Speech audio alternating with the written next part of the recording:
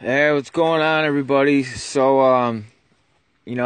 one of the topics that I continually work on because this is one of the things I see as the greatest threat to us, like I've said before, and I will say again, but I keep coming across things that are proving me more and more right than I would like to be as far as the timeline in which they're trying to move these things ahead. We know they're coming after our freedom of speech. Now, we all pretty much know in the back of our minds that they're not just going to let us continue on breaking apart these hoaxes like Sandy Hook and the Pulse nightclub, San Bernardino, the LAX shoot. I mean, the list goes on forever. And people are starting to catch on. They're starting to wake up because of this. And it is a huge threat. So this is a police briefing. There's an article I want to get to after this. So just please stay with me. Building the capacity of credible messengers. Governments should make significant investments in building the skills and expertise of the most effective counter messages to build their capacity in technology, production, communications, and campaigning. Governments should use their convening power to bring the private tech sector to the table, as their expertise can help the voices of credible messengers. By the way, this is from the Department of Defense. Governments should fund centralized information gathering to provide economies of scale and ensure that effective counter messengers have the information they need to work, such as analytics, audience profiling, and the sharing of good practice and alternative and counter narratives. I don't know if you guys seen that 40-minute video I made the other day talking about how they mine data and some of the techniques that they're using. Government must work multilaterally to pool resources in this area, taking an active role in streamlining the cross-border exchange of expertise and lesson learned in capacity building. There are many challenges for governments operating in this area of policy and practice, but the biggest risk is inaction. There is a need to move on rather than allow these risks to hold things up.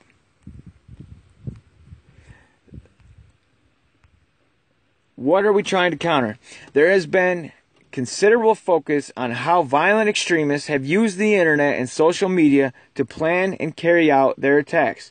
But in recent years, growing attention has been given to the ways in which these spaces and platforms are used to inspire, radicalize, and issue a call to action to those vulnerable to extremist messages, narratives.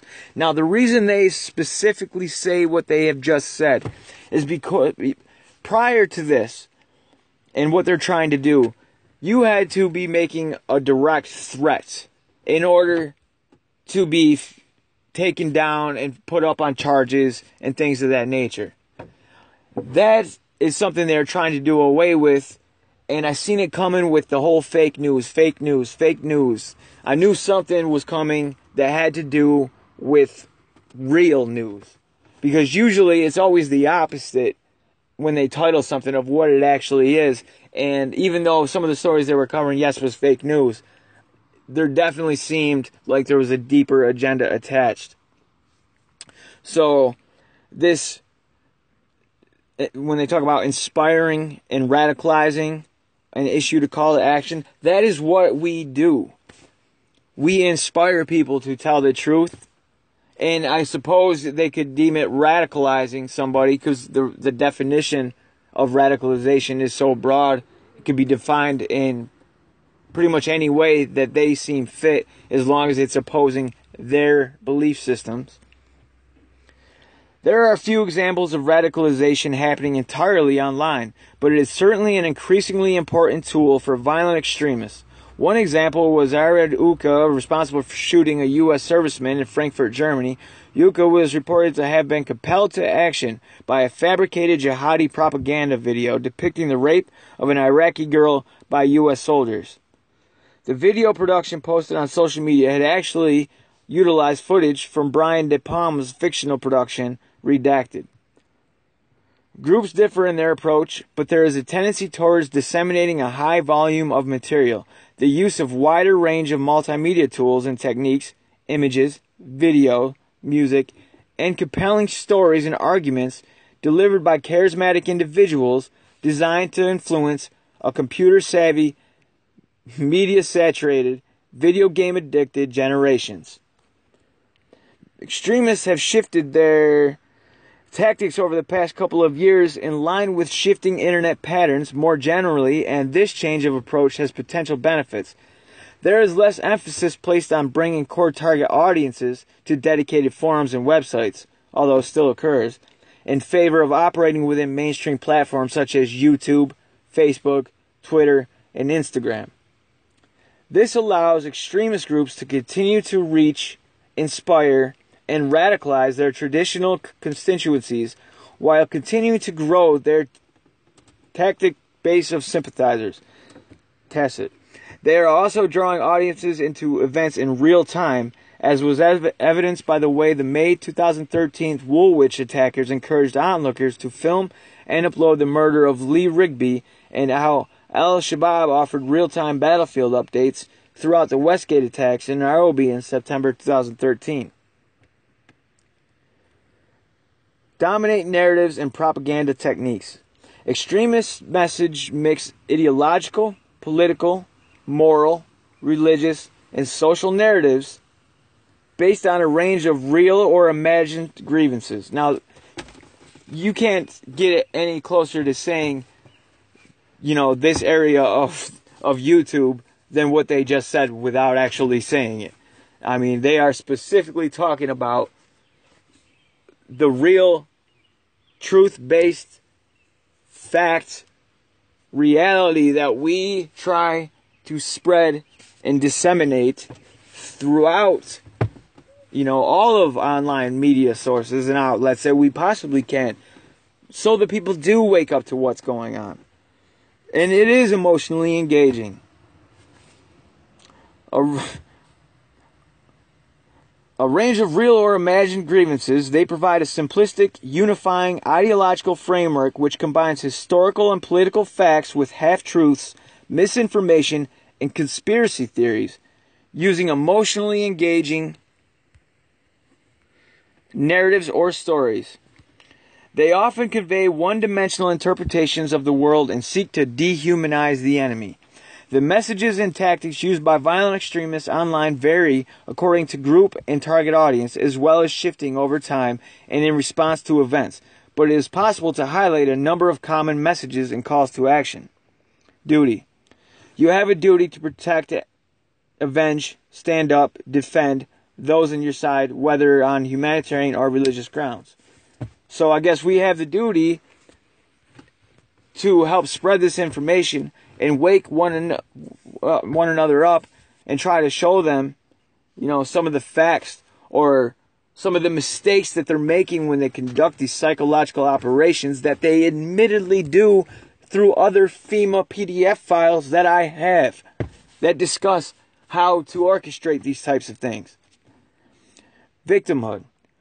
You and your kin are the victims of an aggressor or wider conspiracy, and you need to do something about it. Religious reward. God reward those who fulfill their obligation to defend the religious and fellow believers' identity. You need to fight to become a real man.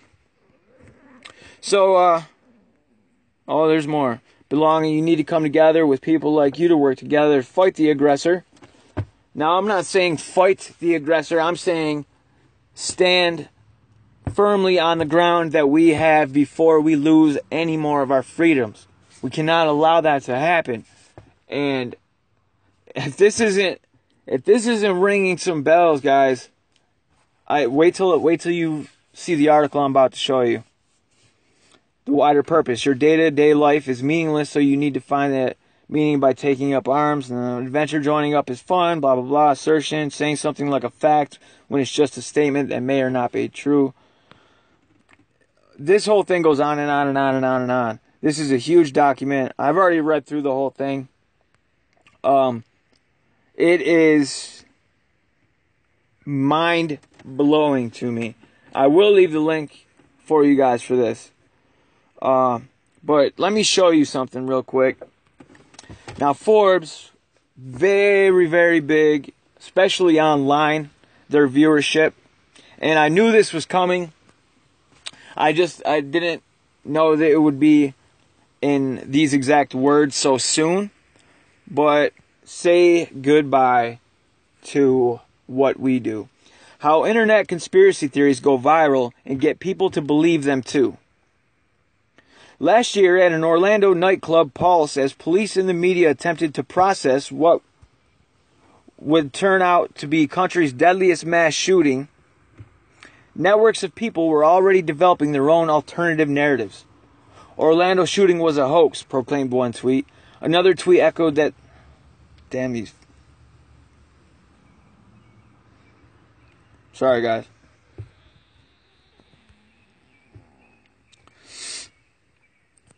Alright. Orlando shooting was a hoax, proclaimed one tweet. Another tweet echoed that sentiment. More Orlando shooting hoax proof. Same actors in Sandy Hook and Boston Marathon fake bombing. Gun takeaway agenda. Before the ink was dry on morning editions. Many had already constructed their own version of the Orlando shooting that bore little resemblance to reality. Yeah, little resemblance to reality. Let's talk about getting shot 4 times by an assault rifle in the back and being released from the hospital in less than 24 hours with no surgery. I mean, it is not us that are fucking crazy. Damn it, man. I wish these people could wake the fuck up and see what the hell's going on, because they just continue to demonize the people that are telling the truth and trying to wake people up before it's too late. Well, guess what? It's starting to look like it's getting a little too late, because shit like this, propaganda stories like this, is usually a precursor to some kind of bill or legislation that is right around the corner that will get passed, because right before it's getting voted on, well, guess what fucking happens? Another shooting or hoax, and then, oh, yeah, it need to pass. Conspiracy theories are nothing new to human imagination, of course, but the speed and I can't ever say that word, ubiquity of Twitter and other social media platforms provide fertile ground for alternative narratives, especially for violent events. In the fever swamps of conspiracy networks, the shooting Sandy Hook Elementary never happened. The nightclub shooting in Orlando was part of an orchestrated plan to take away guns, or a CIA plot, and the Boston Marathon bombing was a Zionist conspiracy. Twitter is a platform where conspiracists can promote their alternative narratives to the headlines of mainstream media, gaining recognition and exposure. University of Washington professor Kate Starbird is studying how conspiracy theories propagate online. Her latest work focuses on Twitter and the emergence of conspiracy theories after mass shooting events. What she found on social media site is, and before I go on, remember that name, guys. Kate Starbird. See if you can't find her on LinkedIn or Facebook and not harass or attack or anything like that, but maybe send some links and actually try to communicate with her politely, because we know how a lot of these people can be. She's probably already knows and is well aware, but just in case she isn't, maybe being shown that a crying father, literally a day after, should be crying father, a day after his child dies, is laughing it up at Sandy Hook, or how impossible it is to basically shoot up the entire Sandy Hook Elementary School with a 99% kill ratio. It's unheard of. But there's more implausibilities, like who pronounced the children dead. Police officers do not have the authority to pronounce children dead. And the time frames in which they were, when they say 26 children pronounced dead, none of them were rushed to the hospital. They didn't have any medevacs, helicopters, none of that. No airlifts. I mean, shit like this. Try to get across to this lady. Her latest work focuses on Twitter and the emergence of conspiracy theories after mass shooting events. What she found on the social media site is an alternative media ecosystem, a complex network of bots, individuals, and domains that birth, orchestrate, and promote conspiracy theories that undermine online readers, trust in information. This is where the whole fake news thing is going.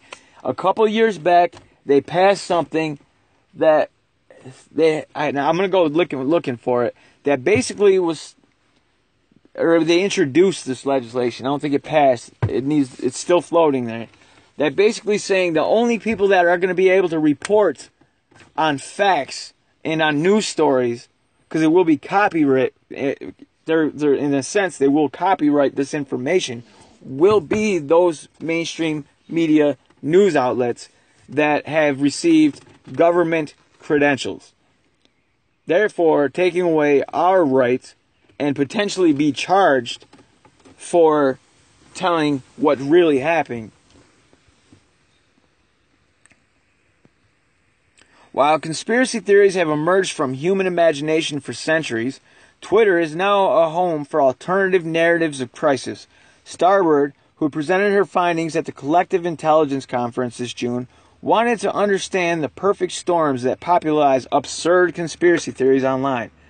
The conference was aimed at fostering discussion between researchers hoping to promote the public good. Because commonly held standards for understanding news is declining, make it increasingly more difficult to determine the credibility of information, the internet has become particularly vulnerable to the spread of disinformation. Conspiracy theories are born from growing suspicion that institutions like the government and the mainstream media cannot be trusted. Geez, I wonder fucking why. You sons of bitches, like, how dare you have the audacity to do what you do and try to turn it around and make it look like we're the fucking nut jobs and we're the crazy lunatics for calling out your mistakes trying to orchestrate off some of the most ridiculous shit that I've ever seen. Like that Cassie girl that got her family massacred a day or two before, and she's riding around in a goddamn limousine fucking flying the satanic sign with a gigantic smile on her face, and you expect people to swallow this shit and believe it and not question it. I'm sorry, guys. This is the shit that pisses me off and puts a fire under my ass and gets me motivated to get people off their asses and go out and protest and actually get out there and be seen, like on August 12th. Let me go on. The internet has become particularly vulnerable to the spread of disinformation. Conspiracy theories are born from growing suspicion that institutions like the government and the mainstream media cannot be trusted, producing claims that the events didn't happen in the way you think, Starbird says. Starbird suspects that Twitter users far away from actual tragic incidents are more likely to fall for false narratives. It may be difficult to say that the shooting down the street didn't happen. It might be easier to say the shooting at Sandy Hook didn't happen. As conspiracy theory networks grow, they have also begun to influence elected officials. Take the example of Pizzagate, a debunked story which erroneously linked members of the Democratic Party and various restaurants with the child sex ring. This story originated on a white supremacist Twitter account, spread on social media, and was supported by far-right InfoWars host Alex Jones, the controlled opposition. And this is precisely why Alex Jones is in the position he is in. So he can be referred to time and time and time again to make the rest of the people that actually know what the fuck they're talking about, that don't tell people to go out and, do anything violent or incite violence in any way. He's the one who does that type of shit, so they can relate all of us and put us all in a bubble under the Alex Jones network. It was cited by a man as the reason he fired shots into the Comet restaurant in North Carolina. Even after the shooting, Michael Flynn Jr., the son of Michael T. Flynn, both then members of President Trump's transition team, continued to lend credence to the Pizzagate myth on Twitter. Giving such a conspiracy theory credence shows these ideas are echoing in positions of power, which is frightening, Starbird said. Conspiracy theories impact politics in other ways. Exposure to such theories can reduce political engagement, making Starbird's research increasingly more important for navigating the online world, because nefarious actors can promote these stories in order to leverage a narrative to their advantage. Interestingly, Twitter conspiracy theories are increasingly uncategorizable, using a traditional left-right political binary. Well, guess what? That's because it's not whether they're left or right. It's whether they are awake to the fucking truth or not. And if they are, they see through the left-right paradigm, and you can't put them in your little categories and group them together like you would normally be able to do. So yeah, they are a little unpredictable in that sense, and that does not make them unstable or potentially dangerous, like I was just showing you that they're trying to associate through the PDF file.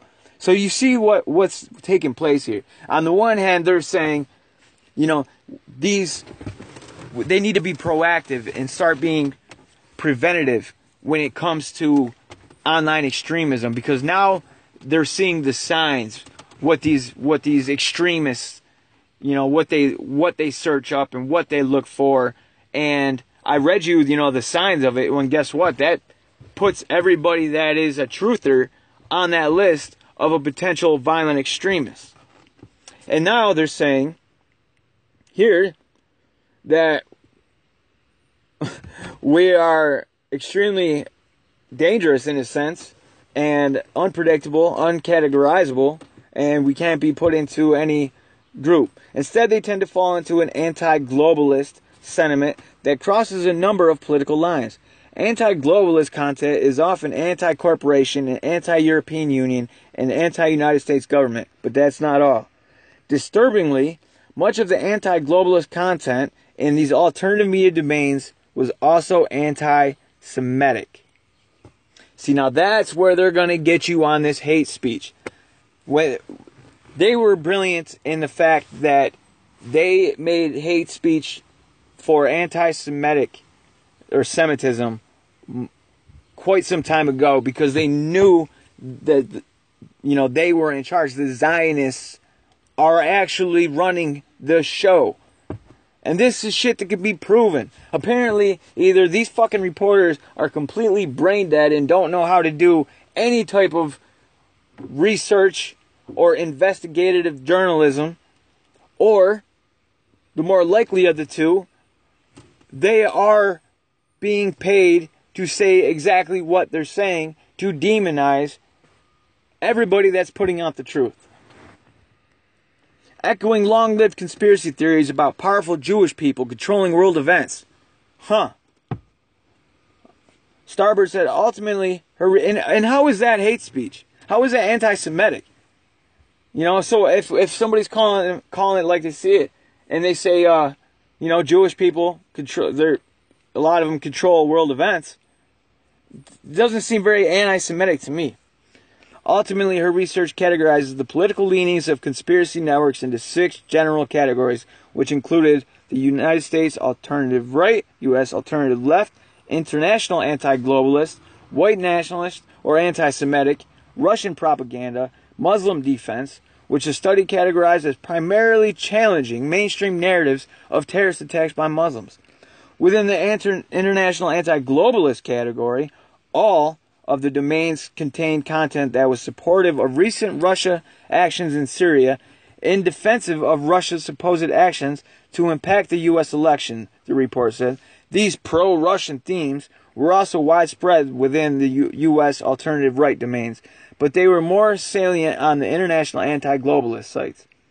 Those reading and propagating conspiracy theories online had high domain diversity, meaning that they rely on a number of different websites, from mainstream media to fringe sources, to build the case for their alternative narratives, creating what Starbird calls false triangulation. So let's make a word up for research and discernment, and let's call it false triangulation, because people are actually able to come up with what's really going on instead of the bullshit narrative that you're trying to push on the people. People are going to different sites thinking that they're getting different information, and that the same information is actually being presented on different sites, Starbird said. While online news consumers might believe that they are finding multiple sources to support their views, the reality is that they're often actually reading different outlets, mediums, and even authors reporting the same information, often using direct excerpts from one another.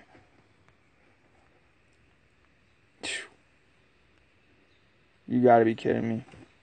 Many of these sites aggregate news so the same articles and authors appear across multiple domains, explains Starbird. For example, in our data, there are 147 tweets linking to the article about the Orlando shooting on the veteranstoday.com domain. 100 other tweets linked to the same article, same text, same author, hosted on different domains. In other cases, articles hosted on one domain synthesizes content from external sources, often exerting long passages so someone can be citing an article originally posted by Activist Post, synthesizing content from RT through a tweet link to Before It's News. Now, do you see what they're saying there? They're going back to what I was just talking about a minute ago about basically owning information. So when this bill does get passed, that'll be one of the things that you will not be allowed to do. You won't be able to mix direct quotes from one domain and mix it with another, or even use it in general, because it will be copywritten information. That article written by that specific author or the approved by editor will be restricted content. Will in a sense have a copyright. Often exerting long passages, so someone can be citing in an article originally posted by Activist Post, synthesizing content from RT through a tweet linking to Before It's News. Bots are another key tool in the alternative media universe. Both the Real Strategy and InfoWars benefit from a host of Twitter accounts likely managed by computer programs rather than people. That kind of reminds me of every politician out there right now, especially the Clinton campaign. But hey, rather than people, these Twitter accounts tended to use photos stolen from others online and maintain similar profile descriptions, all serving the same botnet. These botnets were found to have tweeted at coordinated times. Their sheer numbers ultimately bring real accounts into networks promoting conspiratorial content. Now, I don't think that's so much true as people are actually starting to wake up. I don't know why it just started me back at the beginning, but so people are waking up to it, and they're in panic mode, and the only thing they can do now is convince people that this type of information is extremely dangerous. It can cause people to become anti-Semitic, violent extremists with radical ideologies that are unpredictable and can go shoot up or bomb someplace at any given moment.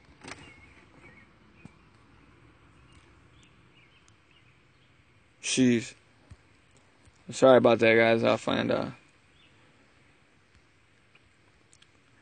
Conspiracy networks encourage alternative theories in other ways too. Targeting a conspiracy theory to people who've already fallen for others maximizes the likelihood it'll be believed. Geez, I wonder why. Maybe because if you realize that, let's take 9/11 for instance, where a lot of people woke up when they see for the first time ever in history 3 steel structures implode on their own footprint, one simply due to office fires, and then you have the owner of that building caught saying pull it, which is a demolition term, and then that falls down, and then you also have a reporter talking about the collapse of Building 7 while it's still standing in the background behind her. I mean, that might tend to wake somebody up to, hey, maybe the mainstream media isn't always telling us the truth. Maybe the government doesn't always have our best interests in mind. So maybe when they see Sandy Hook and they see some of these things that just don't add up, like 26 Christmas trees behind the school, before the shooting even happened. 26 kids, 26 trees.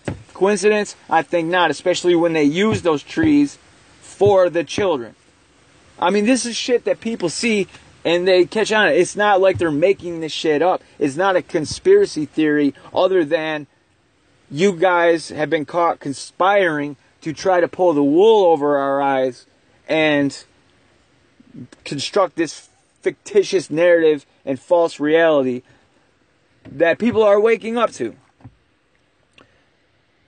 Thus, nefarious actors disseminating conspiracy theories To obfuscate the public's understanding of the truth can easily take advantage of spheres of Twitter activity that already promote conspiratorial thinking.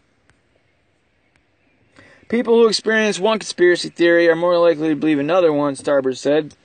These stories, while divergent in plot, often rely on the same broader themes. According to one study, those who believe conspiracy theories are so likely to believe others that they'll even believe multiple theories that directly contradict each other.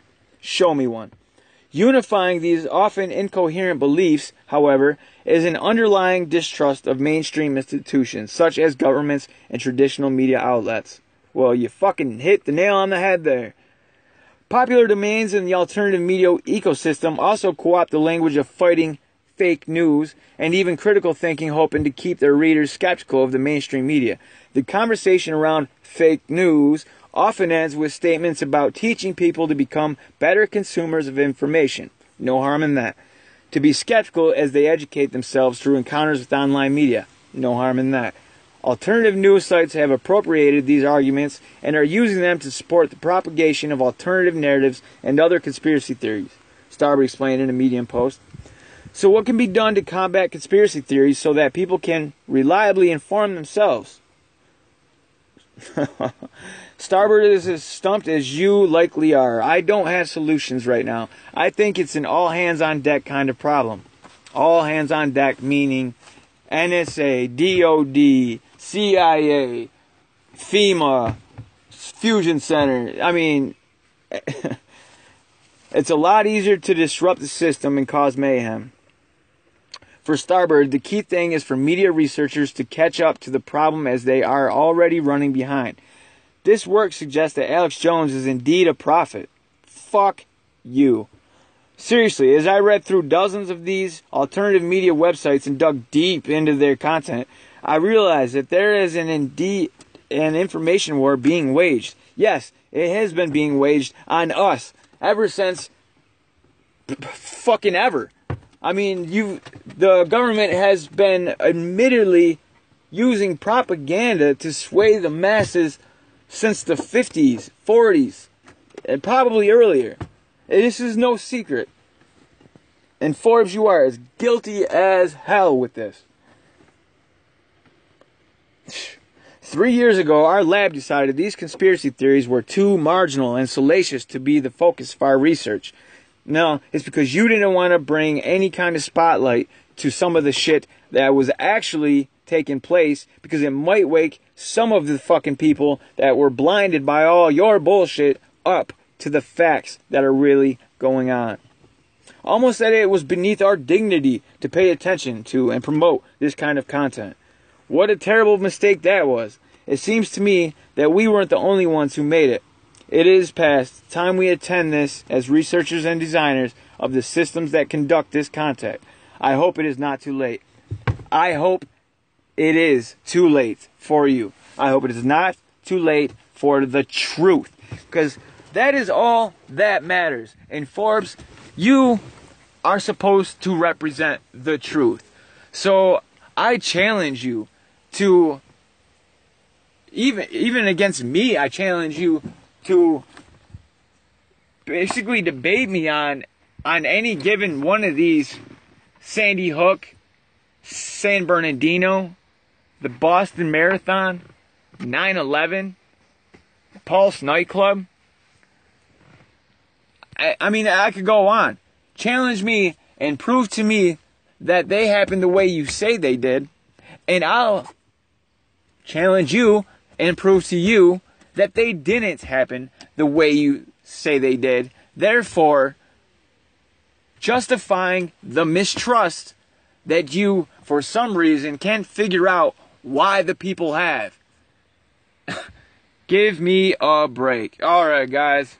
Sorry that was long-winded. I know I got a little emotional, but this, like I said, this is the shit that is coming quick. It's cracking down. We got to get our shit together.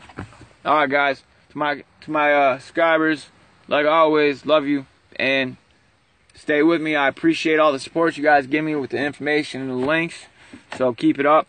If you haven't already, please subscribe, share this information, and August 12th, protest against tyranny. All right, guys, I'm out.